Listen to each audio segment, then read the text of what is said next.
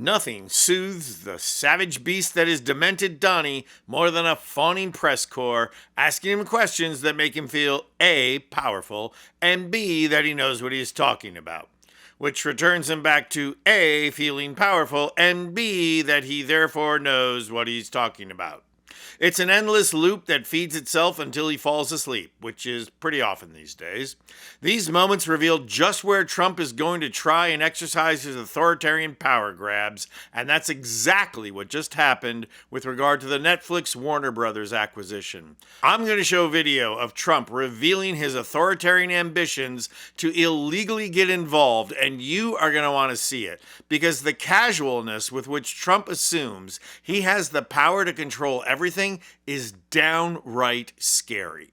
So hit the subscribe button so we can keep bringing you media analysis of how this truly demented narcissist is trying to seize power and destroy democracy. Now, for most of us, news of mergers and acquisitions are about as engaging as watching paint dry. But given corporate media's abject failure in allowing Trump to ever come to power in the first place, we all need to take a more active interest in what media companies are doing.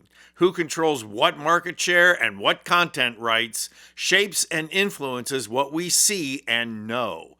So when the largest streaming company, Netflix, tries to buy up the largest movie and TV content holder, Warner Brothers, everybody should pay attention. That's especially true because no Democratic administration would allow that acquisition to take place. It would make Netflix too powerful. And yes, that fact is so obvious that even Mango Mussolini recognizes that power would be too centralized. Watch this. Russia, Ukraine? This is about the Kennedy Center. Okay. Thank you. What about Netflix and Warner Brothers? Well, that's got to go through a process, and we'll see what happens.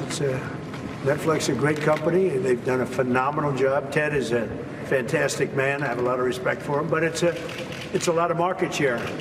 So we'll have to see what happens. So this clip is nut in a Trump shell. Notice the first question is a tough one. It's about him selling out Ukraine, and so he deflects it, claiming that this is about the Kennedy Center, the soon-to-be-named Trump Center in his mind. But then whammo, as soon as another reporter asks him about Netflix, Trump is off to the races.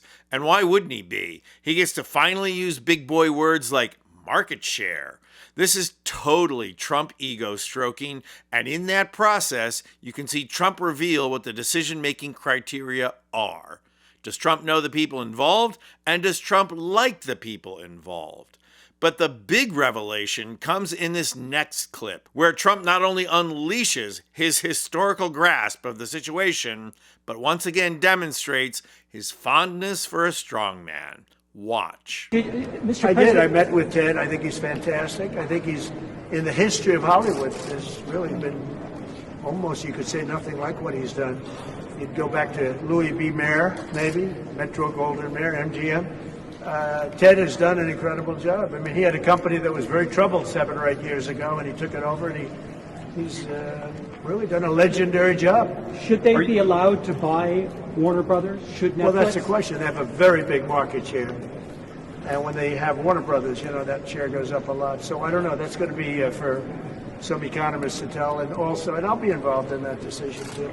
They have a very big market share. Did he make any guarantees to you about the merger if they do merge? No, not at all. He came up. He was in the Oval Office last week.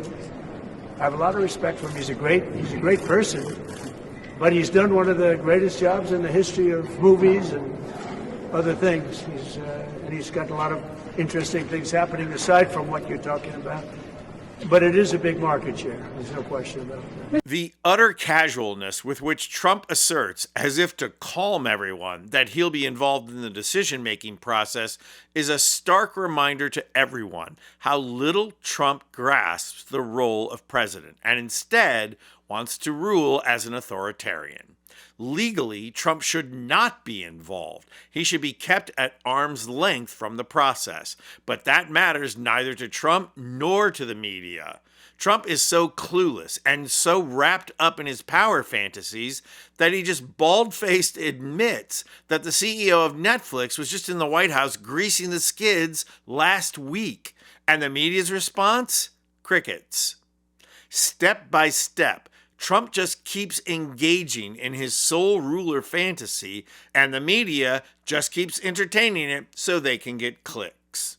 And the only thing more phony is Melania all of a sudden making more appearances with Trump. Some new grift must be on the horizon.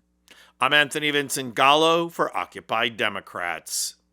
And if you like this video, please hit the like button and subscribe to our channel. You'll not only help out our channel, you'll be taking concrete action and helping get rid of Trump and the MAGA movement who ushered him in.